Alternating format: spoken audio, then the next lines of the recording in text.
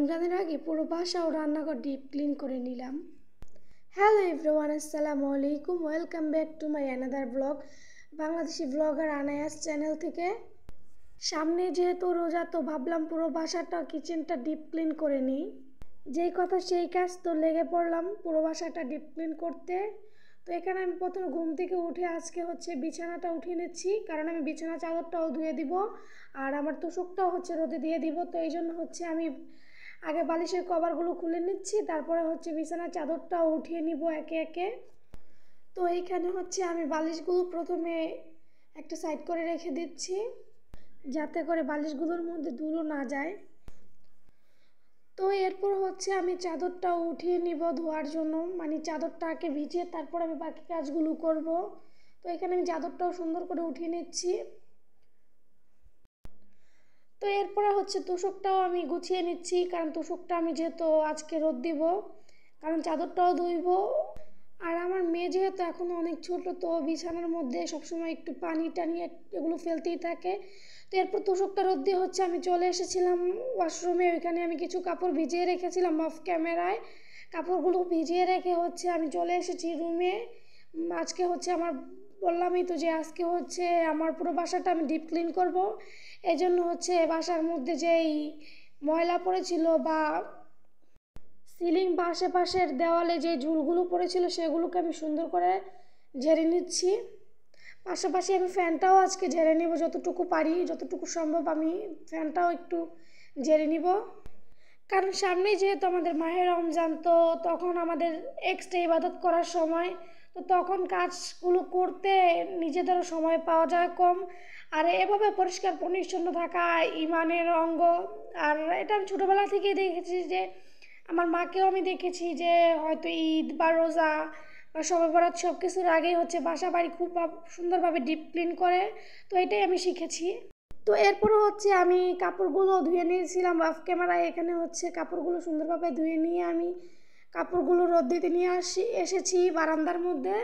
আমার বাসার বারান্দার মধ্যে সবসময় সকাল থেকেই শুরু করে খুব সুন্দর রোদ পড়ে। তো কাপড় ধুয়ে বা মেলে আমার খুবই ভালো লাগে। খুব অল্প সময়ে কাপড় সুন্দরভাবে শুকিয়ে যায়, পরে সময় মতো তাড়াতাড়ি সুন্দরভাবে গুছিয়ে রাখা যায়। তো এরপরে আমি আমার চাদরটাও মেলে দিচ্ছিলাম। চাদরটা আমি আমার ব্যালকনির বাইরে দিয়ে বা বারান্দার বাইরে দিচ্ছিলাম, কারণ যেহেতু আজকে আমার প্রচুর কাপড় বের হয়েছে বা অনেক কাপড় ধুয়েছি, তো বারান্দায় জায়গা হবে না। আর এটা ছাড়াও বাইরের রোদটা একটু বেশি পড়বে, তো আমার চাদরটাও তাড়াতাড়ি শুকিয়ে যাবে সুন্দরভাবে বাতাসে রোদে। তো এখানে আমি চাদরটা টান টান করে মেলে দিচ্ছিলাম। আর এই চাদরটা আমার খুবই পছন্দের একটা চাদর, যেটা আমি সবসময় বিছিয়ে রাখি আমার বিছানায়। আর এরপরে আমি সব কাপড়গুলো রোদ দিয়ে নিয়েছি সুন্দরভাবে।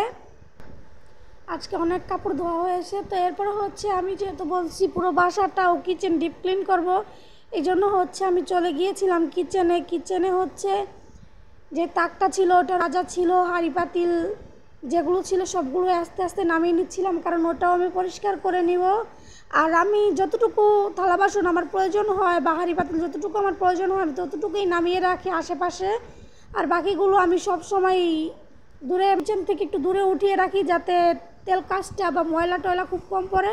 দেখতে পাচ্ছেন আমার সিঙ্কটা মোটামুটি ভালোই ময়লা পড়েছে।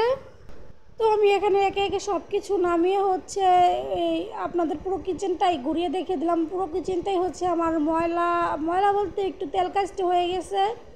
তো এটাকে সুন্দরভাবে পুরো কিচেনটাকে আমি সুন্দরভাবে ক্লিন করে নিব, যাতে পুরো রমজান মাসে আমার ক্লিন করতে না হয়, ঈদের আগে আবার ক্লিন করব। তো এদিকে আমি একটা তারের মাজনি দিয়ে খুব সুন্দরভাবে আমার যেই তাকটা ছিল ওই তাকের উপরে সুন্দরভাবে ডলে ডলে ঘষে মেজে নিচ্ছি, পরিষ্কার করে নিচ্ছি, যাতে ময়লাগুলো একদমই সুন্দরভাবে উঠে যায়। আর এগুলো আমি করেছিলাম কিন্তু দুপুরবেলা। আর এর পাশাপাশি আমি অফ ক্যামেরায় ভাতও বসিয়ে দিয়েছিলাম, ভাতটাও রান্না হচ্ছিল। তো এরপরে আমি একটা পরিষ্কার কাপড় দিয়ে কাপড়টা ভিজিয়ে সুন্দরভাবে তাক বা ক্যাবিনেটটাকে সুন্দরভাবে পরিষ্কার করে নিচ্ছিলাম, মানে মুছে নিচ্ছিলাম, যেহেতু সাবান পানি দিয়ে আমি ধুয়েছিলাম এই জন্য। তো এখানে সুন্দরভাবে আমি পরিষ্কার করে নিচ্ছিলাম। এরপরে আমি সাইডের দেওয়ালগুলো পরিষ্কার করে নিচ্ছিলাম, যাতে আমার সামনে যে 1 মাস রোজার মাস, এই 1 মাসে যেন আমার পরিষ্কার করতে না হয়, আমার একদম সুন্দরভাবে পরিষ্কার করে নিচ্ছিলাম।